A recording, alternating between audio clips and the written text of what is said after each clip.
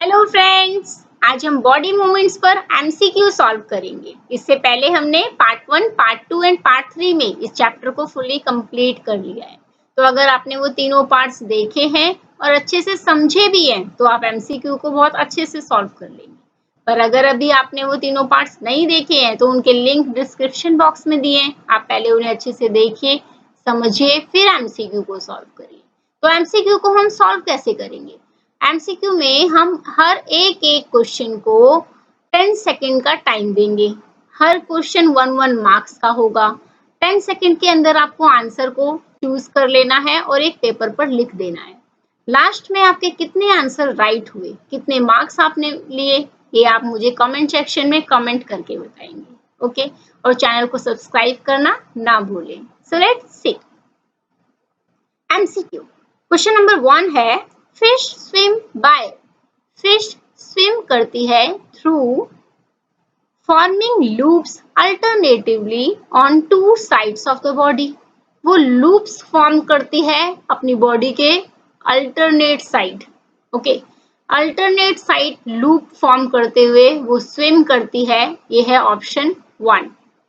Second is forming loops on single side. वो loop form करती है सिर्फ एक साइड से। Option 3, summer salting. Summer salting के थ्रू फिश स्विम करती है। And option 4, alternate dipping and coming up. आपका टाइम स्टार्ट होता है नाउ।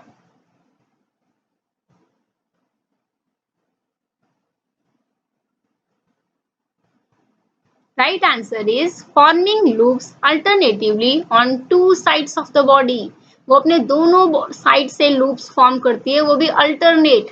हमने पढ़ा था कि जब फिश स्विम करती है तो उसका जो स्टार्टिंग का पॉइंट है, जो थिन पतला पॉइंट है पहला, वो पहले एक साइड से स्विम करती है, फिर उसका लास्ट पॉइंट उससे अपोजिट डायरेक्शन में यानी कि उससे अल्टरनेट होते हुए स्विम करता है। तो मतलब option 1, forming loops alternatively on two sides of the body, इसके थ्रू फिश स्विम करती है। Clear? Question 2, which one of the following is the characteristics of the birds? इनमें से कौन सा एक बर्ड का कैरेक्टरिस्टिक्स है? 1 is strong muscles, light bones, third is hollow bones and fourth is all of this. अब बर्ड्स में क्या स्ट्रॉन्ग मसल्स होती है, ये उनका क्या कैरेक्टरिस्टिक्स होता है? क्या लाइट बोन्स हैं, क्या ये उनका कैरेक्टरिस्टिक्स है? या होलो बोन्स हैं, ये उनका कैरेक्टरिस्टिक्स है? या ये सारे ऑप्शन ऑल ऑफ दिस, ये उनका कैरेक्टरिस्टिक्स है? So your time start is now.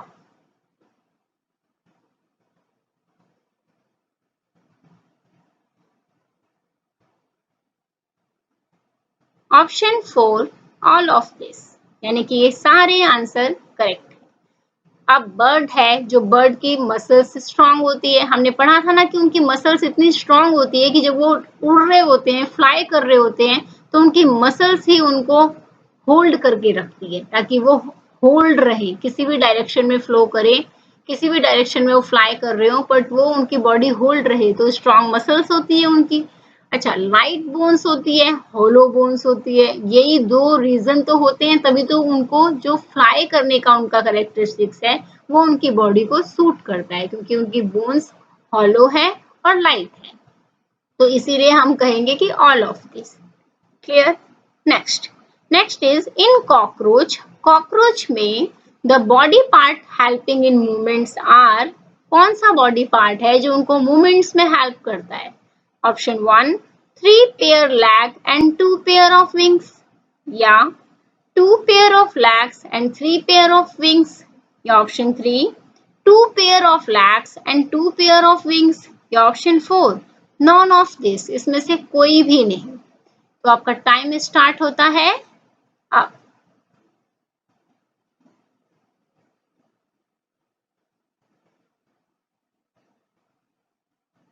Right answer is number 1, 3 pair lag and 2 pair of wings. हमने पढ़ा भी था कि कॉकरोच में जो पेयर ऑफ लैग होते हैं वो 3 होते हैं, 3 पेयर ऑफ लैग, और 2 पेयर ऑफ विंग्स होती हैं जिनके थ्रू वो मूव करते हैं। अब वो मूव में क्लिम भी करते हैं, फ्लाई भी करते हैं। हाँ, तो हमने ये सारी चीजें पढ़ी थी।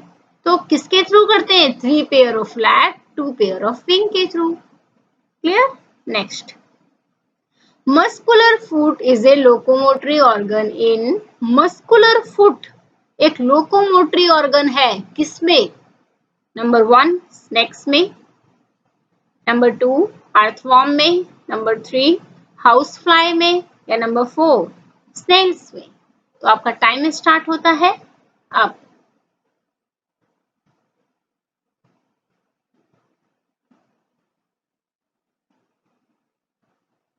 नंबर 1 स्नेक्स में, सांप में। हमने बात किया था ना, ये डिस्कस किया था चैप्टर को पढ़ते समय कि जो सांप होते हैं उनकी जो मस्कुलर फुट होती है वो लोकोमोटरी होती है, यानी कि वो हमेशा लोकोमोशन, उसमें मूवमेंट्स होती रहती है। हाँ, तो वो मस्कुलर फुट है। वो कैसी फुट है? मसल्स वाली मस्कुलर फुट है जो कि लोकोमोटरी है, हमेशा मूव कर रही है। और ये होता किसमें है? किसमें? सांप में, स्नेक्स में। Okay, next question is, the organ that protect the main nerve cord is number 1 skull, number 2 backbone, number 3 breastbone, number 4 chest bone। यानी कि वो ऑर्गन जो प्रोटेक्ट करता है हमारी मेन नर्व कोड को।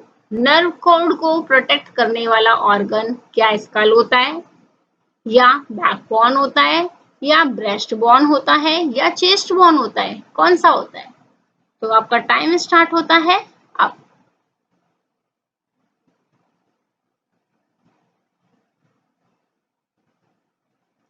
Right answer is school.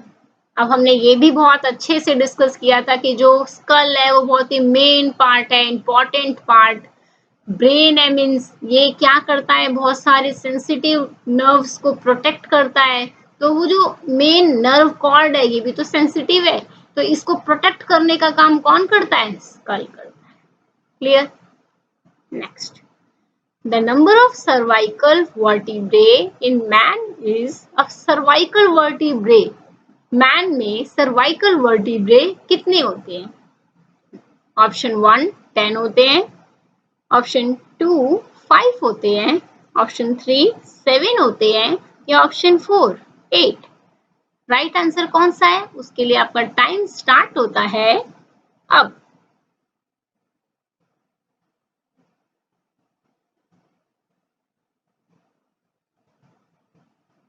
Right answer is option 3 7।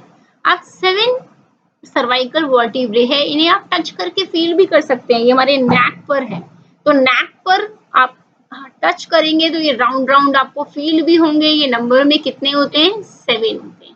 Clear? Next, next is knee joints are. Knee joints are hinge joint. जो knee की ज्वाइंट होती है क्या वो हिंज ज्वाइंट होती है, या बॉल एंड सॉकेट ज्वाइंट होती है, या ये पिवोटल ज्वाइंट होती है, या फिक्स ज्वाइंट होती है? नी की ज्वाइंट कैसी होती है? ऑप्शन राइट बताने का टाइम स्टार्ट होता है अब।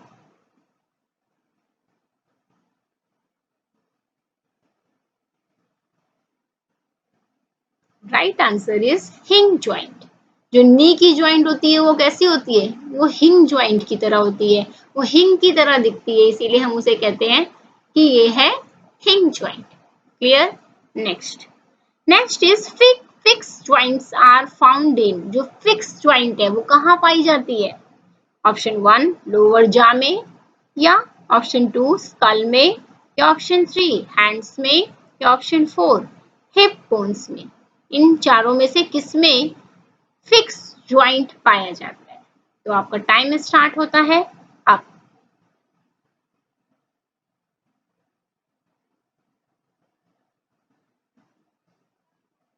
Option 2 school.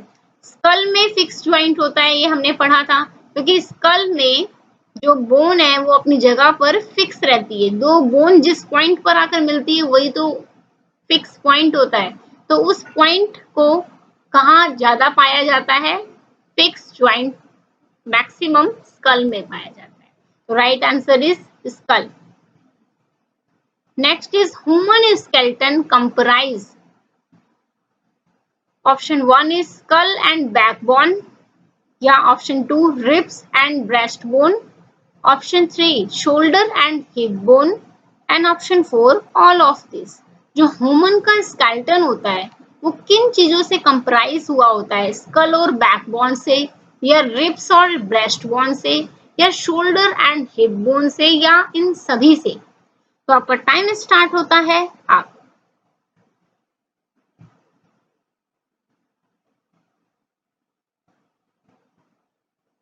Option 4 all of this. अब ह्यूमन के स्केलेटन को हमने अच्छे से समझा था, हाँ, स्केलेटन वाले पार्ट में। तो क्या देखा था हमने कि जो ह्यूमन का स्केलेटन है उसमें स्कल भी है, उसमें बैकबोन भी हमने पढ़ा, उसमें हमने रिब्स को भी देखा, ब्रेस्ट बोन को भी पढ़ा, शोल्डर्स, हिप बोन्स, मतलब ये सारी चीजों से तो वो कंप्राइज होता है, इसीलिए हम कहेंगे all of this. Clear? Next, the skeleton of human body is made up of. जो ह्यूमन बॉडी का स्केलेटन है वो किससे बना है? ऑप्शन 1 बोन से, ऑप्शन 2 कार्टिलेज से, या option 3 both bones and cartilage, bone से भी और कार्टिलेज से भी, या ऑप्शन 4 नॉन ऑफ दिस, इसमें से किसी से भी नहीं बना। तो आपका टाइम स्टार्ट होता है अब।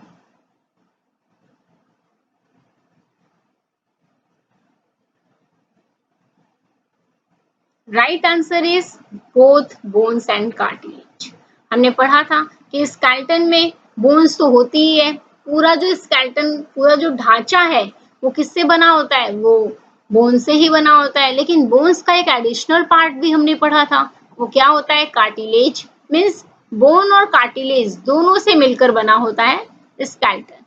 क्लियर? सो आई होप आपके मैक्सिमम क्वेश्चन ठीक ही हुए होंगे, पर आपके जो भी क्वेश्चन ठीक हुए हैं, जितने भी मार्क्स आए हैं, उन्हें आप मुझे कमेंट सेक्शन में कमेंट करके बताएंगे। सो आई होप कि आपने इंजॉय भी किया होगा इस एमसीक्यू को सॉल्व करते समय। Thanks for watching, have a awesome day.